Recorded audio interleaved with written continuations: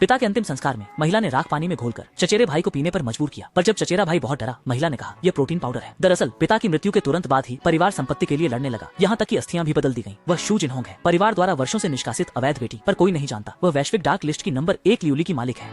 पिता के अंतिम संस्कार को लौटा पर मौत संदिग्ध थी। 5 साल के भाई ने गुल्लक थमाया।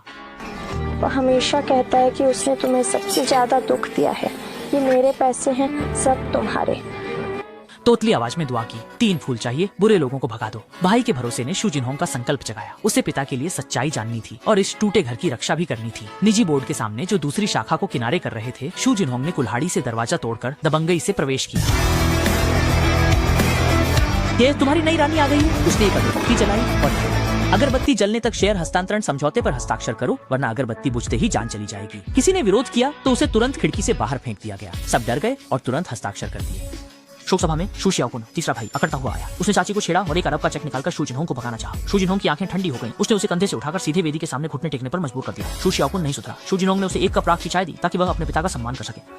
उसे जबरन पिलाने से पहले ही शू जिनहोंग ने सच बताया, राख नकली थी। पिता का शव दूसरे भाई शुलिंगजो ने तीसरी पत्नी के परिवार से सौदे के लिए ले लिया था। वह तुरंत पूल पार्टी में पहुंची, जहां उसने अपने अय्याश भाई के सामने पूल में जहरीले सांप छोड़ दिए। मौत के डर से भाई ने आखिरकार सब उगल दिया। चचेरे भाई जू शियाओकुन को वैश्विक दूसरे ब्लड ड्रैगन हॉल का समर्थन था, तभी वह इतना उद्दंड था। पर उसे क्या पता था, शू जिनहोंग ने तिरस्कार से मुस्कुराया। वह वैश्विक डार्क लिस्ट में दूसरे नंबर की शक्ति है, चिंता मत करो, मैं ही नंबर 1 हूँ।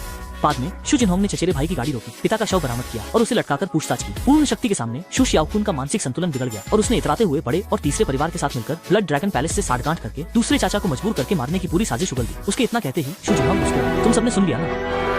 दरअसल उसके सारे गुनाहों के सबूत लाइव प्रसारण से सबके सामने आ चुके थे। पत्रकार उमड़ पड़े, शू शियाओकुन पूरी तरह टूट गया। तभी ब्लड ड्रैगन हॉल के माहिरों ने आकर उन्हें घेर लिया, लेकिन शू जिनहोंग शांत रहा, क्योंकि असली खेल तो अब शुरू होना था।